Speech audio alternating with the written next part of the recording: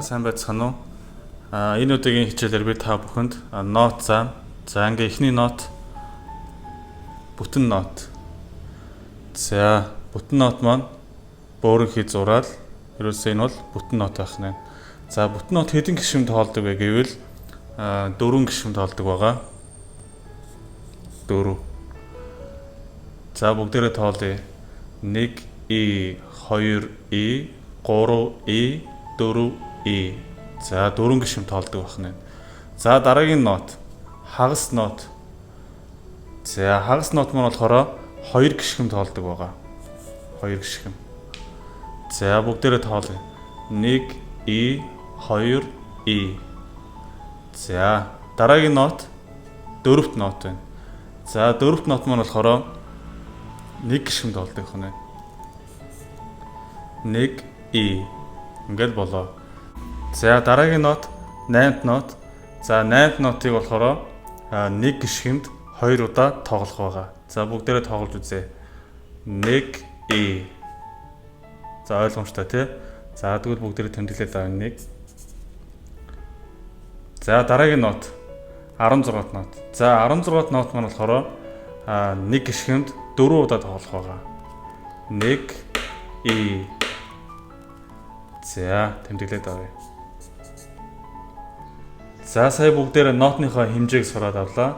Одоо дараагийн сурах зүйл бол эдгээр тэмдгүүд байна. За ямар учиртай тэмдгүүд вэ гэхээр пауз буюу монголоор зогсоц гэж нэрлэдэг.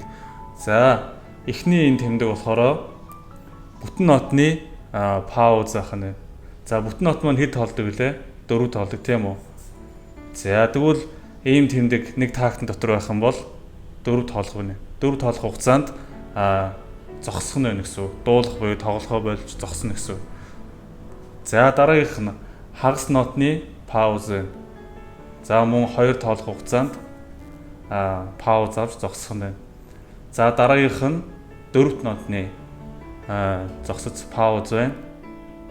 1 гишгэн тоолоход зогсох нь байна. За дараагийн нот 8-т нотны паузын тэмдэг байна. За дараагийнх нь болохоор 16-т нотны паузын тэмдэг байна. За эхнээсээ 1 И, 2 И, 3 И, 4 И. 4 тоолох хугацаанд пауз авах нь. Дараагийнх нь хагас нот 1 И, 2 И. За дараагийнх нь дөрөвт нотны пауз 1 тоолох хугацаанд пауз авах нь. 1 И. Дуулах буюу одоо хөгжмөөр тоглохтой бид нэрлэхдээ раз гэдээ авчдаг байгаа. За дараагийн 8-т нотны пауз болохоор is гэдээ авчдаг.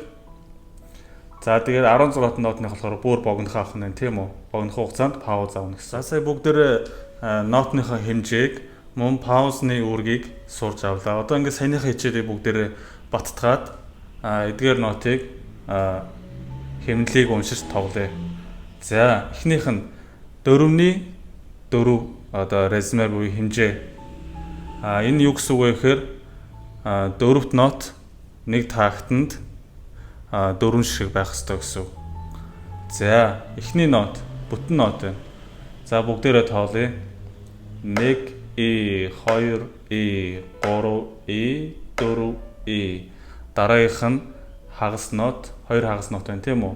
1 И, 2 И, 1 И, 2 И.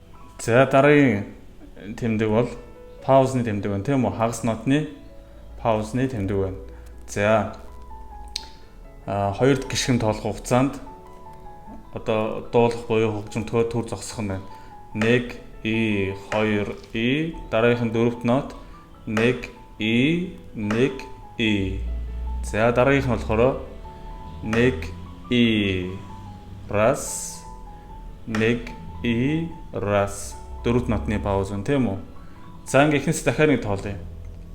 1 И, 2 И, 3 И, 4 И. 1 И, 2 И, 1 И, 2 И. 1 И, 2 И, 1 И, 1 И. 1 И, раз. Нэг и раз.